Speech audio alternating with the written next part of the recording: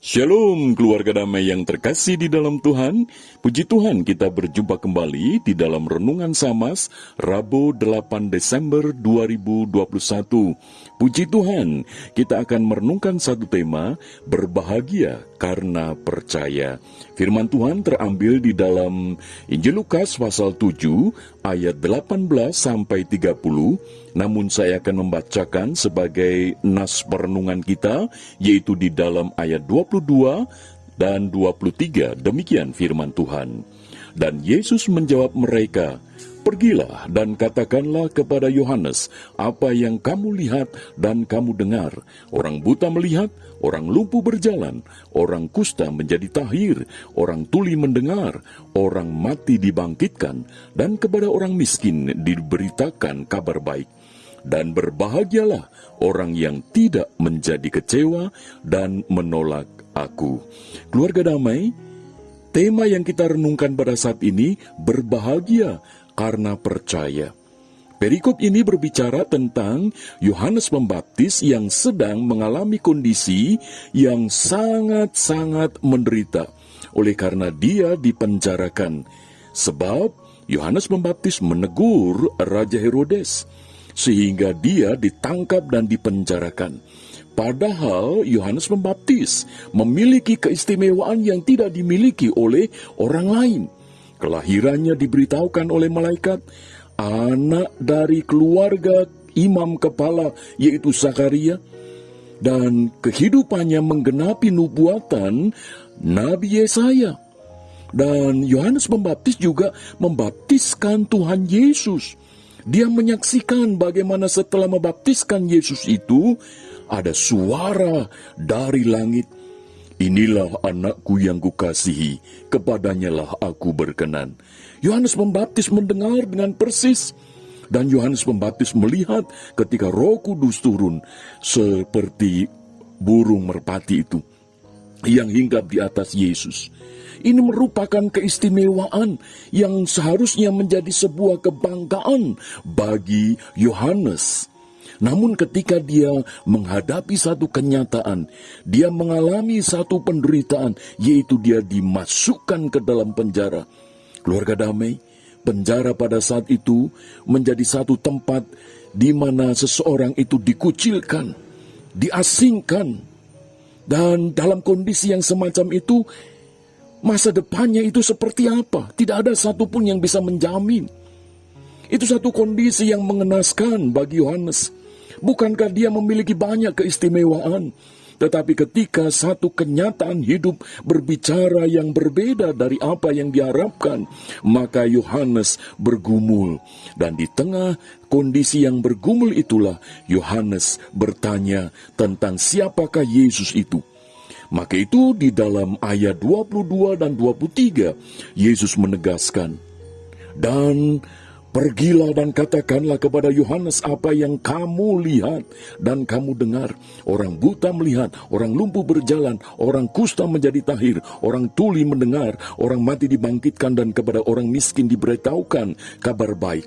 Dan Tuhan Yesus berkata, "Dan berbahagialah orang yang tidak menjadi kecewa dan menolak aku." Keluarga damai, betapa banyak orang Kristen pada zaman ini mengalami kekecewaan kepada Tuhan oleh karena kenyataannya tidak seperti yang diharapkan. Kenyataan hidupnya tidak seperti yang dimintakan di dalam doa mereka kepada Tuhan. Ketika orang berdoa supaya sembuh, justru lama tidak ada kesembuhan.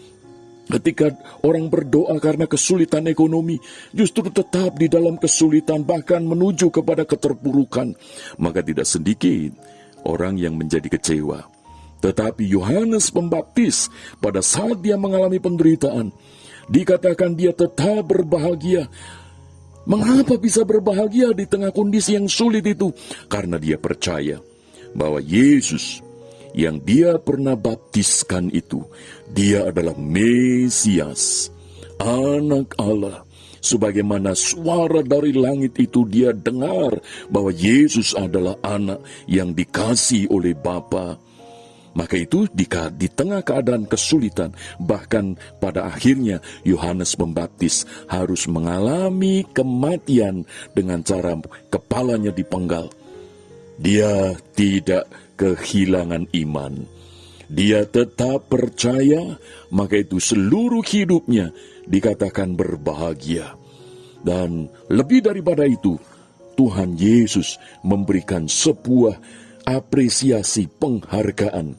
Mari kita lihat di dalam ayat yang ke-28, di mana Tuhan Yesus menegaskan, "Aku berkata kepadamu, di antara mereka yang dilahirkan oleh perempuan tidak ada seorang pun yang lebih besar daripada Yohanes. Namun yang terkecil dalam kerajaan Allah lebih besar daripadanya." Tuhan Yesus memberikan satu respon tentang Yohanes. Percaya kepada Yesus yang begitu luar biasa di tengah penderitaannya. Sampai pada akhirnya dia harus dipenggal kepalanya. Tetapi Yohanes tetap percaya, maka itu dia berbahagia.